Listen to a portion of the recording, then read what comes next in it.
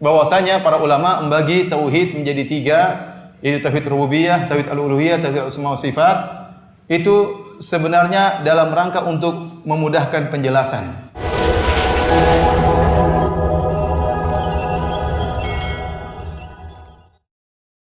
Kalau kita ini akidahnya akidah 50, sifat 50. Kalau Wahabi tauhid 3. Tauhid rububiyah, tauhid uluhiyah, tauhid asma wa sifat. Ini saudara bahayanya tauhid 3 itu apa? Tauhid rububiyah dan uluhiyah ini tujuannya untuk mensyirikkan dan mengkafirkan umat Islam yang bertawassul, bertabarruk, beristighatsah. Mengapa begitu? Dianggapnya melanggar tauhid uluhiyah. Tauhidnya sebatas tauhid rububiyah. Dan ini jahatnya tauhid rububiyah uluhiyah. Apa? Kata orang Wahabi, Abu Jahal dan Abu Lahab lebih afdal daripada umat Islam yang bertawassul. Dan mereka menganggap Wahabi ini meyakini Abu Jahal dan Abu Lahab ini seorang yang bertauhid dan beriman. Itu di kitab-kitab Wahabi dari dulu. Misalnya pendiri Wahabi Muhammad bin Abdul Wahab An-Najdi punya kitab berjudul Kashfus Syubhat. Di halaman 11, kalau orang sini bilang muka surat 11, dia mengatakan i'lam anna syirkal awwali ka Abi Jahal wa Abi Lahab akhaffu min syirki ahli zamanina minal muslimin. Syiriknya orang-orang dulu seperti Abu Jahal dan Abu Lahab lebih ringan daripada syiriknya orang Islam yang ada sekarang. Ini gurunya. Anak muridnya yang sekarang lebih teruk lagi, lebih jahat. Ada ulama Wahabi di Saudi, Muhammad bin Ahmad Bashmin, menulis kitab berjudul Kaifa Nafhamut Tauhid. Bagaimana kita memahami tauhid? Dalam kitab ini muka surat 16 dia mengatakan tauhidu Abi Jahl wa Abi Lahab. I'tiqad kaum Wahabi bahwa Abu Jahal dan Abu Lahab seorang yang bertauhid. Apa kata dia? Inna Aba Jahl wa Aba Lahab wa man ala dinihima minal musyrikin kanu yu'minuna billah wa yuwahhidunahu fil rububiyyah wa la yusyricunahu fi dzalika syai'an. Sesungguhnya Abu Jahal dan Abu Lahab dan orang-orang musyrik yang seagama dengan mereka selalu beriman pada Allah, selalu mentauhidkan Allah dalam rububiyah dan tak syirik sedikit pun dalam hal itu. Jahat apa gak jahat ini? Jahat saudara. Abu Jahal dan Abu Lahab sudah diturunkan ayat tabbat yada Abi Lahab sayasla naran, dibilang mau masuk neraka, masih dibilang beriman bertauhid. Dan kita ketika di pondok kelas 5 di tafsir Jalalain surah Al-Baqarah, innal ladzina kafaru sawa'un 'alaihim a'anzartahum am lam tunzirhum la yu'minun. Innal ladzina kafaru, tafsirnya siapa? Ka Abi Jahlin wa Abi Lahab. Abu Jahal Abu Lahab kafir, dibilang bertauhid dan beriman. Dan jahat kan?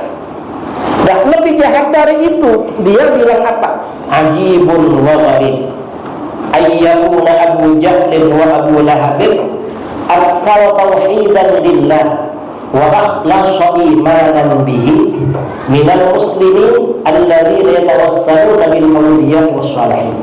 Sungguh mengherankan dan aneh, ternyata Abu Jahal dan Abu Lahab lebih mantap tauhidnya, lebih ikhlas imannya, lebih bersih imannya daripada umat Islam yang bertawassul.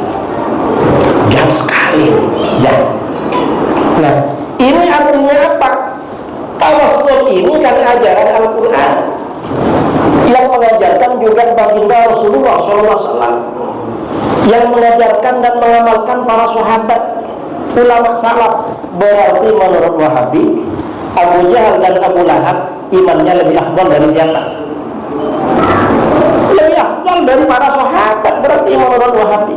Karena para sahabat bertawassul, beristighatsah, bertabarruk. Ini bahayanya Wahabi. Ini yang dikatakan di dalam hadis-hadisnya. Ini satu hadis biar kita tahu tentang bahaya Wahabi. Saya dulu heran. Dulu ketika di pondok, kiai ini Mas Tahar, ketua umum pondok, kalau cerita kiai dulu sama Wahabi itu bencinya bukan main. Sangat benci sama Wahabi. Macet benci, macet benci. Ternyata jahat saudara. Ini sesuai dengan hadis. Hadis riwayat Imam Ibnu Hibban dari Hudzaifah bin Al-Yaman radhiyallahu anhu. Rasulullah sallallahu alaihi wasallam bersabda, "Innama atakhawwafu 'alaikum rajulun qara'al Qur'an." Sesungguhnya sesuatu yang aku khawatirkan pada kalian adalah seorang laki-laki yang baca Quran. Baca Quran ini kan bagus, tapi ini Rasulullah malah khawatir. Mengapa? Berarti orang ini cuma pandai baca, tak ngerti artinya. Hatta idza ru'iyat bahjatuhu alaihi, hingga ketika orang itu kelihatan indah karena Al-Quran.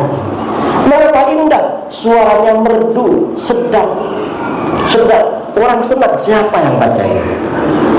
Wa kharija Islam, dan dia menjadi penolong Islam.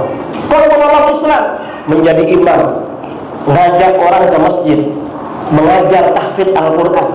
Setelah begitu, ghayyaru ila masya Allah, orang tersebut merubah Al-Quran pada apa yang Allah kehendaki.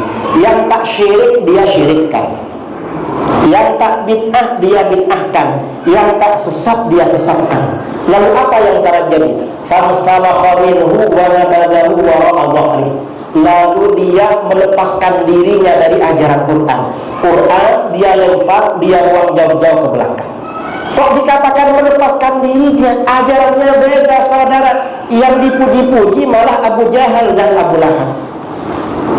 Saudaranya sendiri, sesama orang-orang beriman, dianggap kalah imannya dan tauhidnya daripada Abu Jahal dan Abu Lahab. Ini berarti kan mengeluarkan dirinya. Kalau di dalam hadis Bukhari, Muslim, sifat-sifat khawarij ini apa? Yamruquna minad-din kama yamruqus sahmu minar ramiyah. Mereka keluar dari agama sebagaimana anak panah keluar dari sasarannya. Kok dikatakan keluar? Muhammad bin Abdul Wahab, pendiri ajaran Wahabi, dia bilang apa? Kata dia, man arafani faqad arafani. Siapa yang kenal aku memang kenal aku. Tapi apa kata dia? Tapi harus tahu, annahu lam yakun ahadun min masyayikhi ya'rifu makna al-Islam wala ya'rifu makna la ilaha illallah. Sesungguhnya tak seorang pun dari guru-guruku yang mengerti agama Islam dan yang mengerti makna la ilaha illallah. Berarti ini kan mengkafirkan gurunya. Dan dia dulu katanya tak ngerti. Qabla hadzal khair alladzi manallahu bihi alai. Sebelum kebaikan ini yang dianugerahkan oleh Allah kepadaku. Maksudnya ajaran Wahabi. Artinya apa? Dia mengeluarkan dirinya dari agamanya yang dulu, termasuk agama guru-gurunya. Makanya dikatakan keluar dari agama, memuji-muji Abu Jahal dan Abu Lahab. Lalu akibatnya apa? Fasa'a ila jarihi bis-sayf. Hadits hebat. Lalu dia menyerang tetangganya dengan pedang. Kok dengan pedang? Karena yang punya pedang coba punya senapan, mungkin pakai senapan. Mengapa diserang dengan pedang? Waramahu bisyirki. Dia tuduh saudaranya dengan syirik. Kok dituduh syirik? Setelah merubah ajaran Quran, amalan yang tak syirik dia syirikkan. Ajaran Quran dirubah. Ini siapa? Ini Wahabi memang. Wahabi. Saya 2 bulan yang lepas ceramah di Bima, Nusa Tenggara Barat. Singgah di pondok pesantren Tahfidzul Quran As-Siddiqiyah. Sebelum saya ceramah, kiainya ceramah. Kata kiainya apa? Kiai, kami setiap malam Jumat baca maulid. Ya Nabi salam alaika. Karena kami tiap malam Jumat baca maulid kiai, tetangga sebelah kami anti maulid. Alhamdulillah setiap malam Jumat kami dapat hadiah batu bata melayang dari sana ke sini. Saya tanya, ada batu batanya? Ada, ya, kami simpan lengkap setiap malam Jumat. Setelah itu saya ceramah, saya sampaikan hadis ini. Fasa'a ila jarihi bisayf, menyerang tetangganya dengan pedang dan menuduh syirik. Ini Wahabi. Beruntung tetangga saudara cuma punya batu bata. Coba mereka punya bom, kira-kira dilempar melayang apa enggak ke sini? Melayang, saudara. Karena sifat mereka begitu, dan itu dianggap perjuangan, dianggap jihad fi sabilillah, membunuh saudaranya sesama muslim. Ini yang dikatakan di dalam hadis Bukhari Muslim, yaqtuluna ahlal Islam wa yad'una ahlal awthan.